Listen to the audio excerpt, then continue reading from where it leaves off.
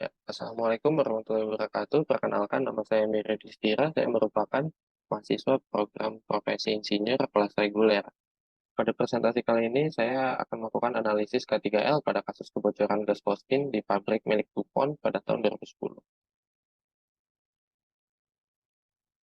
Latar belakang kasusnya, kejadian ini terjadi pada 23 Januari 2010 sekitar pukul 2 siang, yang berlokasi di Belle, West Virginia, Amerika Serikat. Kecelakaan tersebut memakan satu korban jiwa yang yaitu seorang operator yang bertugas di sana. Kebocoran tersebut terjadi akibat gagalnya hose yang berfungsi untuk mentransfer gas Costain tersebut. Kita lihat video reka ulangnya. The Bell plant's small lots manufacturing unit purchased phosgene in 1-ton cylinders from an outside chemical company. The plant used the phosgene to manufacture 5 different pesticide intermediates. The cylinders were stored in a 1-story, partially walled structure called a phosgene shed, which was open to the atmosphere. During use, the cylinders were connected to other equipment by flexible braided stainless steel hoses. Inside each hose was a liner made of Teflon, or PTFE. One hose used nitrogen to pressurize the cylinder, pushing the liquid phosgene into the manufacturing process. An electronic scale recorded the weight of each cylinder. And when it was nearly empty, an alarm sounded in the control room. An operator then closed valves to the empty cylinder and opened valves to a second full cylinder. The stainless steel hoses to the empty container were purged of phosgene with nitrogen. The empty cylinder was then replaced with a new one on the weigh scale. On the day prior to the fatal phosgene release, operators were experiencing flow problems with one of the hoses and began switching between cylinders to avoid disruption to the chemical process. In the course of switching cylinders, the valve was closed on a partially full cylinder. However, the hose was not purged, allowing pressure to build as the liquid phosgene inside warmed up.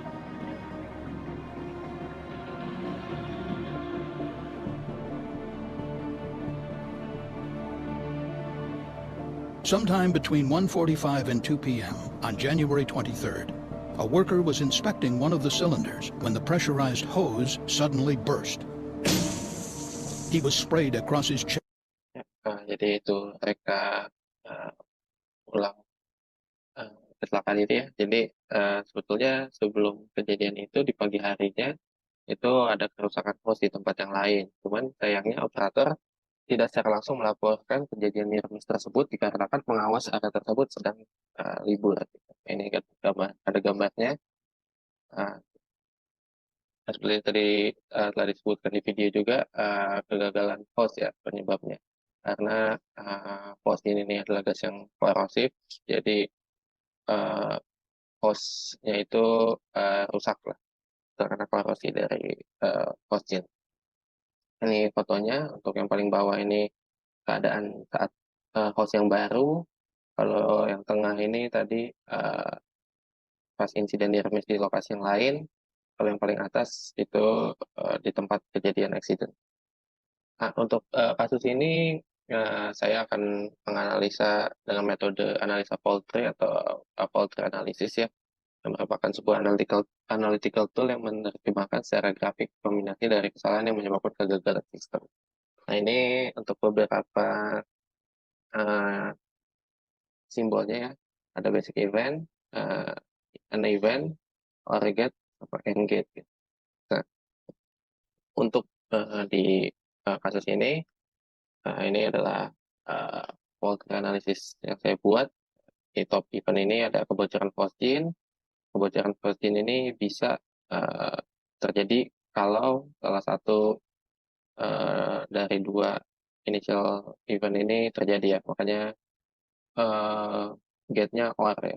Nah, ini ada tangki bocor dan lelehnya hose.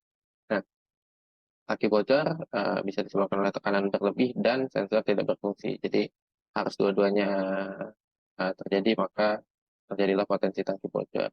Nah, untuk lelehnya hos ini terjadi karena panas berlebih dan bahan hos yang tidak sesuai. Untuk panas berlebih itu terjadi karena tekanan berlebih atau suhu zat umpannya itu sudah panas. Nah, ini dari kasus yang saya coba jelaskan ini, uh, top event disebabkan oleh yang saya kuning-kuning ini nih.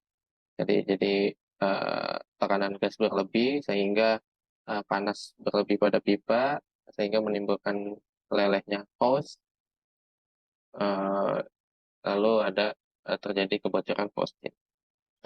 Nah, untuk minimal cut rate-nya ini perhitungan yang saya buat, uh, yang hasilnya itu adalah A dan B gitu ya. Ya, di mana si top event ini bisa terjadi dengan minimal eh, basic event itu A dan B gitu. Jadi kalau A dan B terjadi, top event-nya bakal terjadi gitu.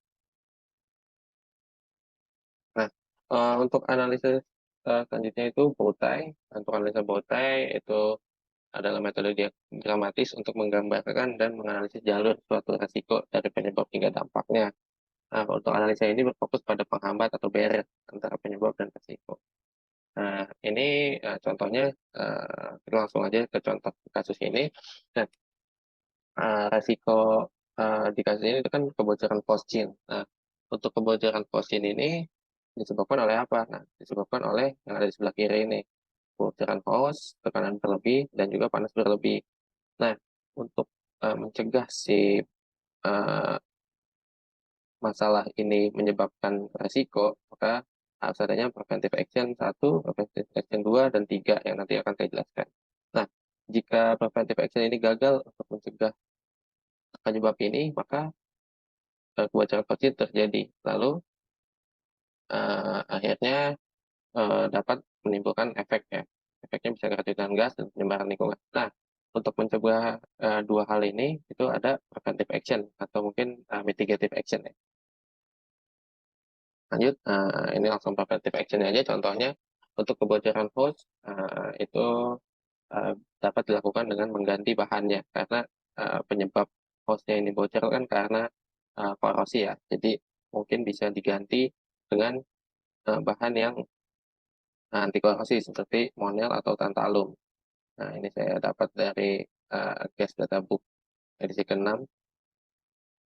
Ini monel dan tantalum gitu. Nah, ini ada kaca tapi nggak mungkin ya pipa fleksibel kaca. Untuk preventive action 2 ini untuk mencegah tekanan berlebih itu bisa digunakan uh, sensor tekanan ya. Ini macam-macamnya banyak.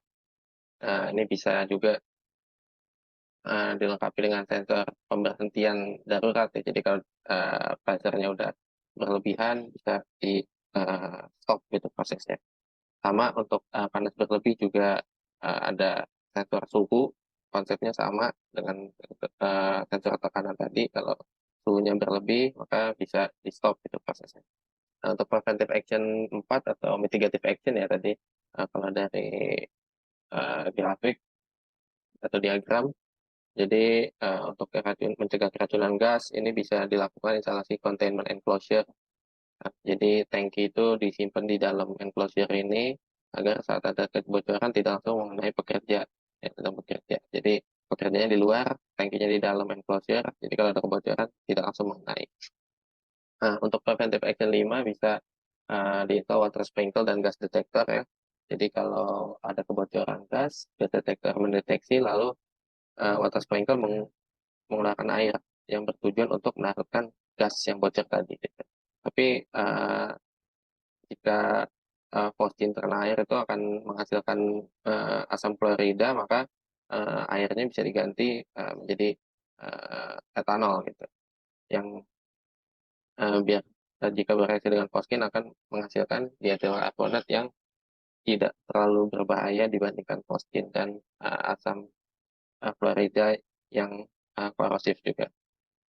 Nah, mungkin itu saja yang dapat saya sampaikan pada kesempatan kali ini. Terima kasih. Assalamualaikum warahmatullahi wabarakatuh.